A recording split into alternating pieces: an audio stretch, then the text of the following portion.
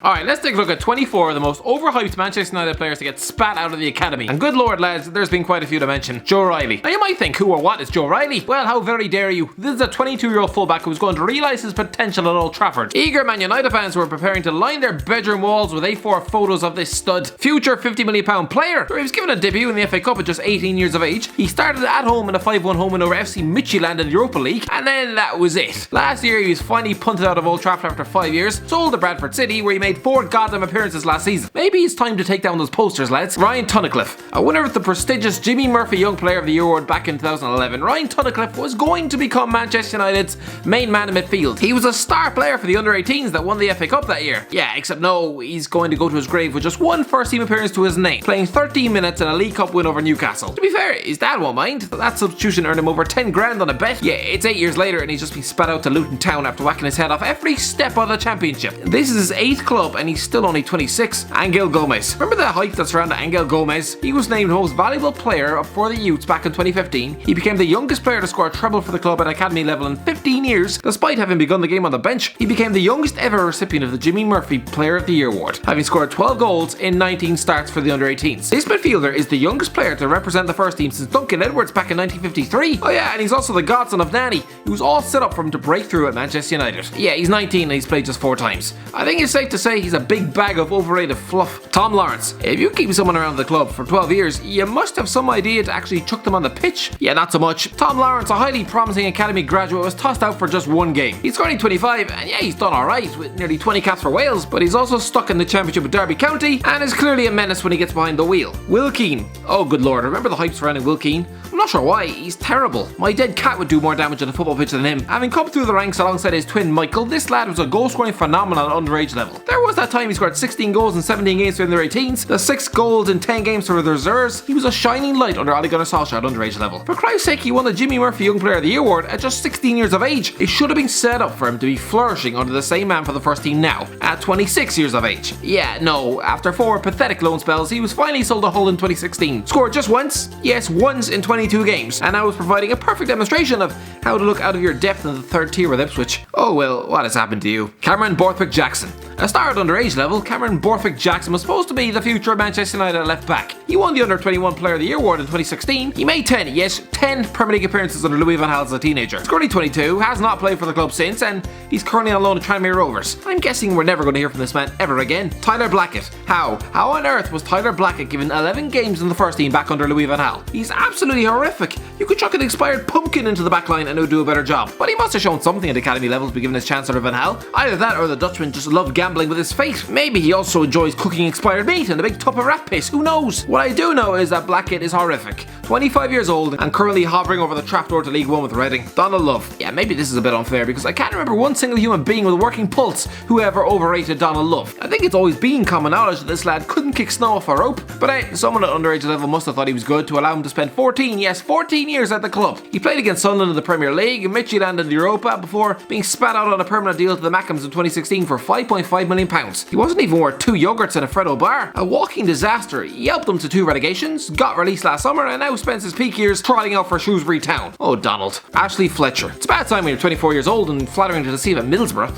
a club staple near the foot of the championship. But hey, Ashley Fletcher first joined Man United in 2005 at age 13, and just 3 years ago there were headlines like this. Ashley Fletcher, I do not blame Marcus Rashford's rise for my Manchester United exit. I should hope not. If you're looking for blame, I point the finger quite squarely at your lack of first touch, the fact you look like a headless chicken in front of goal, the fact that a 23-year-old grown man just spent 6 months in the Borough Reserves last season. Highly tipped at Old Trafford, he was tossed out to West Ham in 2016, where he didn't register a shot on target, never mind a goal, and it's just been downhill for the striker in the North East. A combined 11 goals in 70 championship games for both Middlesbrough and Sunderland. Sorry, but that is pretty pathetic. Zeke Friars. Lads, what was all the big fuss about with Zeke Friars? After a couple of appearances for Man United left back, he was involved in a contract tug-of-war. Tottenham even had to besmirch their good name under Sir Alex Ferguson, who he claimed were blatantly manipulating the rules by trying to snap him up. The whole thing went to a tribunal. What a waste of time. He's currently 27 in the prime years of his career and stuck on the Swindon Town bench. Lads. Ravel Morrison. We all know this one. According to Sir Alex Ferguson, Ravel Morrison is the greatest and most talented teenager he'd ever seen. This is Sir Alex, one of the best minds of football, having overseen 20 years of top talent, the class of '92, etc.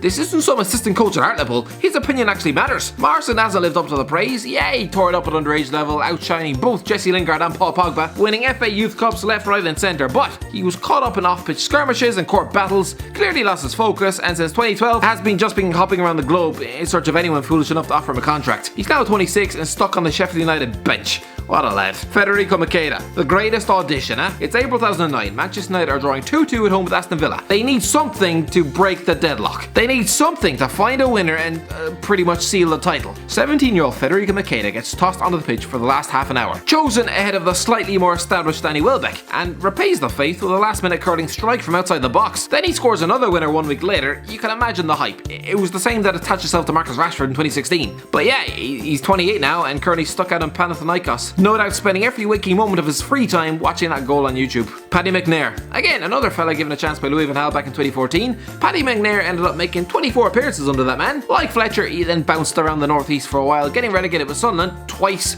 and now looking to head the same way with Middlesbrough. Chris Eagles. So who remembers Chris Eagles? A highly rated winger in the mid-2000s, he was a star at underage level. He even scored a Premier League goal away at Everton in a game which effectively sealed the league. But he only played a handful of times after that, and since then he's been forced to carve out a substandard championship career. He's now 34 and stuck in League 2 with Oldham Athletic. No doubt telling everyone he'd ever laid eyes on that, he once played a few games alongside Ronaldo. Adnan Januzaj, arguably the most hyped teenager to come out of this club for as long as I can remember. Oh good lord, I think it was because he was the only shining light in a monstrously ugly debut season for David Moyes, that suddenly people were tipping him for £40 million moves to PSG and having about 4 different countries fight over his passport. All he done was scored a couple of goals at Sunderland. Luckily for most, Van Gaal saw through the hype, quickly realised that this kid had the upper body strength of a pillowcase, sentenced him to a failed loan at Borussia Dortmund. Then he stank out the place at Sunderland, like so many Man United Academy graduates, and now he's doing alright at Real Sociedad, I suppose. But yeah, he's not getting that move to PSG. Sylvana Banks-Blake. Who remembers Sylvana Banks-Blake? FIFA always used to predict big things for this kid while at Man United, but no. After a bucket load of goals for the underage team and a hat-trick for the reserves, he ended up spending his younger years plotted on the bench of the first team. Was sold to Wolves in 2007, and yeah, he did well at the championship level, but that was about it.